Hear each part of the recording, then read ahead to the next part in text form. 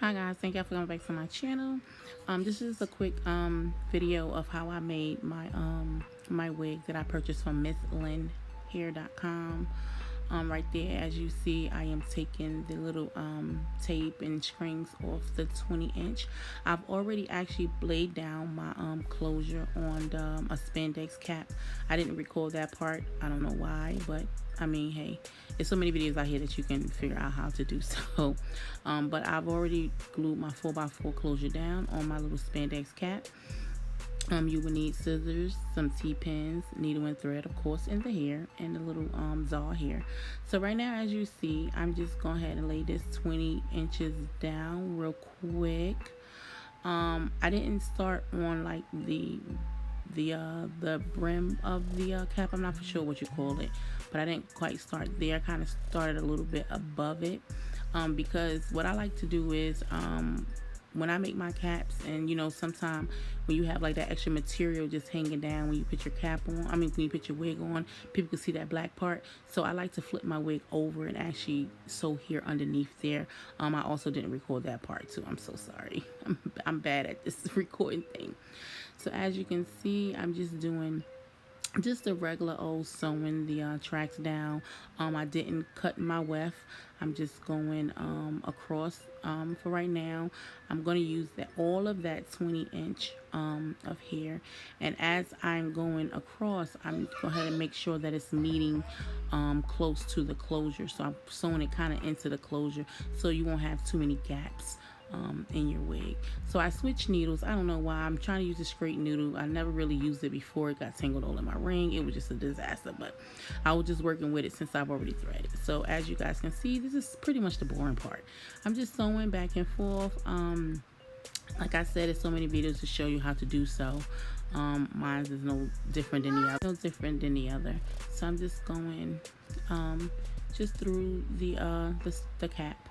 And right there, I'm just showing a picture of the 4 bundles that I purchased. So now, after the 20-inch was done, so now I'm just go ahead and go to the 18-inch.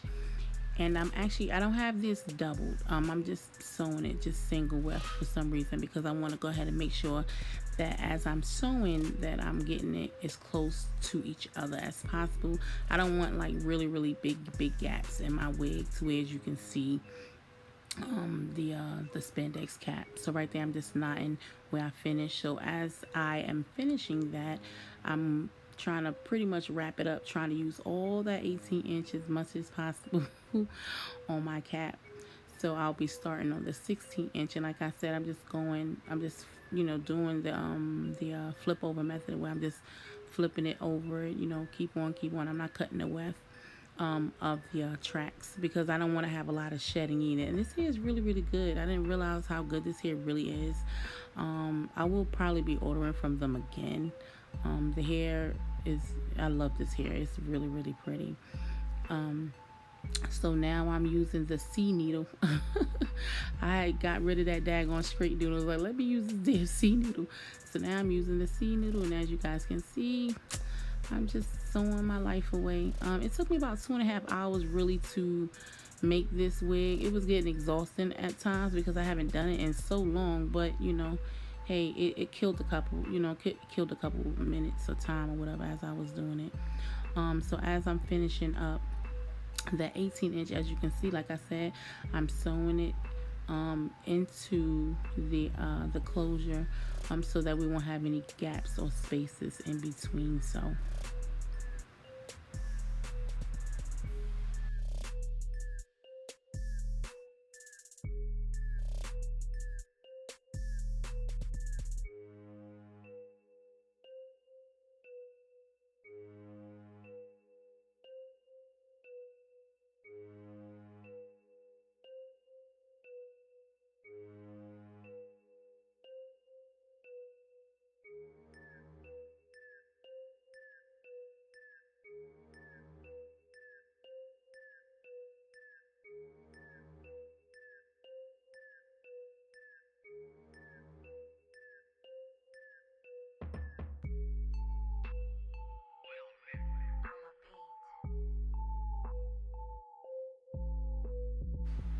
So because this here is a daggone yaki texture, I went ahead and started with the 16 inch, and as you can see, I'll be going back and forth, but I'll be going like, left to right instead of going all the way around the whole like dome of the wig cap.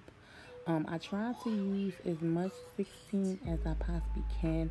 I only use a little bit, maybe half of it, and then I automatically started on the 14 inch because, like I said, the hair is so darn thick that I really didn't need all the bundles, and I was trying to stuff all them damn bundles in there.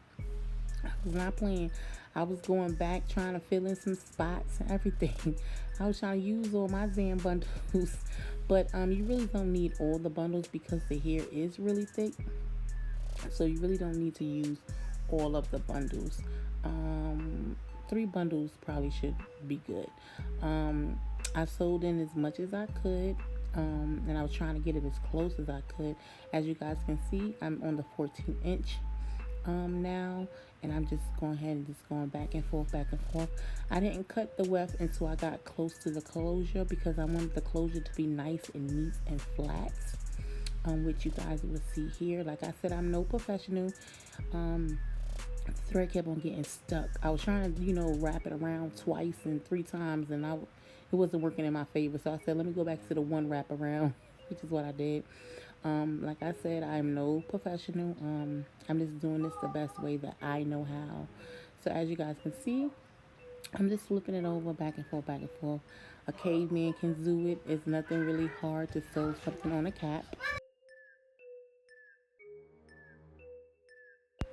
So we finally getting to the end of this, and I'm just going back and forth. This is so boring, I know, but this is the way how I do my wigs. I hope you guys enjoyed this video.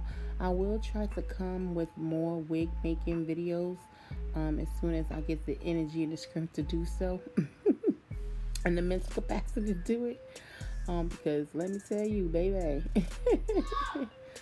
But this is just how I did this wig. And I've made wigs before. I just never recorded.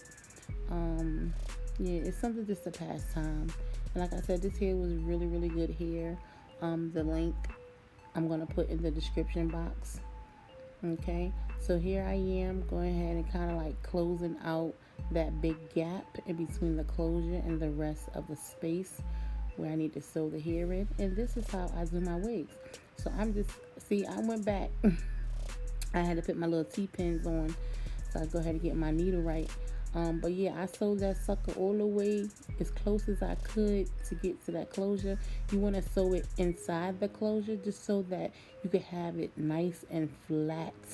You want to make sure you have it nice and flat because you don't want to have like that little hump, in your head, when you put your little wig on. But because I don't have no hair, because I am bald, I got it kind of like got a little space at the top of it. Because I don't have no hair there. So I had to try to fix that and try to figure out how to make that work in my favor. But this is all I did to make the wig. It's something real simple. Girls who want to make their own wigs, just go ahead and get you some bundles. Go ahead and practice this, and you'll be good. Ain't nothing ever perfect.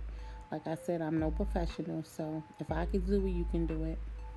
Stay blessed and come back to see more videos, either wigs or makeup.